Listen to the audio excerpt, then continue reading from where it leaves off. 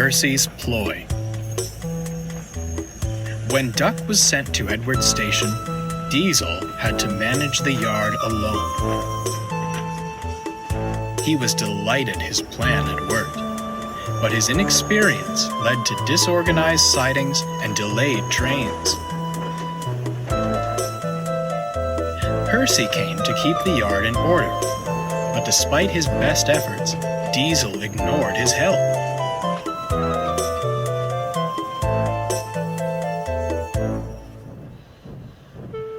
"He's awful," Percy complained. "He spends more time lurking amongst the trucks than shunting. I don't know what you three see in him. Duck is much better." "Ha!" snorted James. "We've no patience for gossipy shunters. And that goes for you too, little Percy." Percy said no more, but decided it best to keep a watchful eye. The first train of the day is Henry's stopping service, followed shortly by Gordon's Express. One morning, Diesel put the coaches for these trains at the wrong platforms. When Henry arrived, he backed down onto the Express. By the time the station master worked out what happened and the signalman cleared a path to the correct coaches, Henry was delayed and none too pleased. 10 minutes behind schedule, he fumed. "All due to your inadequacy. Revolutionary indeed. If my trains are late again, I'll give you revolutionary." Diesel had no reply. He sulked angrily, thinking how to pay Henry out. By the next morning, Diesel had a scheme. He purposefully put the coaches at the wrong platforms again. Percy, shunting nearby, was about to speak up when Henry arrived. "What's this?" demanded Henry. "Don't tell me you've made the same mistake again." "Why, certainly not. Your words taught me a valuable lesson," Diesel replied greasily. "This is a change requested by the Fat Controller himself. The way I heard it, you pull the Express much better. Gordon is only suited for that kipper of yours now. It's your turn today, and perhaps forever." Diesel scuttled away, leaving Henry full of pride.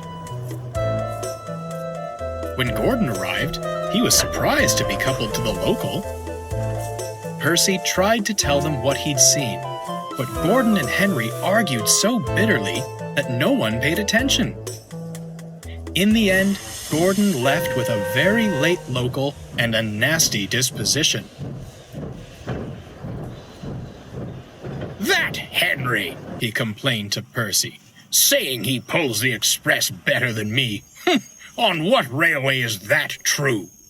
My passengers have never once complained. And to suggest I'll be pulling the flying kipper, oh, it's disgraceful. Where did he get such an idea?" "From Diesel," retorted Percy. "I tried to tell you earlier." "You silly big engines," scolded Percy. "Diesel made you act horrid to Duck, and now you're being horrid to each other. Sit around and moan if you'd like, but I've had enough." Percy stormed away, leaving Gordon with much to think about. Soon, Percy had devised a scheme of his own and was chatting with the trucks. "You know," he began, "I've heard something rather interesting." Tell us, begged the trucks. "Diesel thinks you're easy to push around. He says he's got you following his every command." The trucks were furious. "Someone should show him a thing or two," smiled Percy, and he scampered off. The trucks began plotting at once. Someone was going to be them. The next day, Diesel shunted the coaches for the first two trains, and was readying James's slow goods. The trucks began giving him trouble. "Come on, you wretched things," he growled. "Move!" "As you wish," they laughed. As they crossed the junction points, it happened. The truck surged back and pushed Diesel off the rails.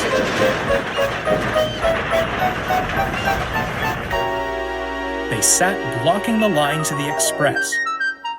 At that moment, Henry arrived. "What on earth are you doing? You're in the way of my express!" Sir Topham Hatt came to see what the matter was. "Please be off with your local train, Henry. I'll attend to this mess." Henry was confused. "I thought you wanted me on the express, sir." "And where did you hear such a thing?" By the time Henry finished, Diesel was looking rather pale. "That will be all, Henry. Hurry along to your train. As for you," Sir Topham Hatt said, turning to Diesel, "I shall deal with you later." Before long, Percy and the Cranes had Diesel back on the rails. He spent the rest of the day in the sheds. When the big engines returned, they hissed and glared at him. Silence fell when Sir Topham Hatt arrived. "My engines do not tell lies," he began sternly. "I will not stand for deceitful behavior like this. Furthermore, you have shown you are incapable of handling the work in the yard. I am most disappointed. You will leave this railway at once." Without another word, Diesel squirmed away.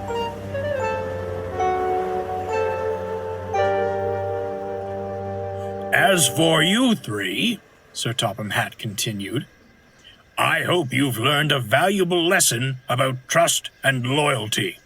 I don't expect my engines to believe unfounded claims. At least one engine saw sense. Although I don't approve of your methods, Percy." He trailed off. Percy blushed. Sir, how did you— "However," winked Sir Topham Hatt, "so long as it remains an isolated incident, we shall say nothing more.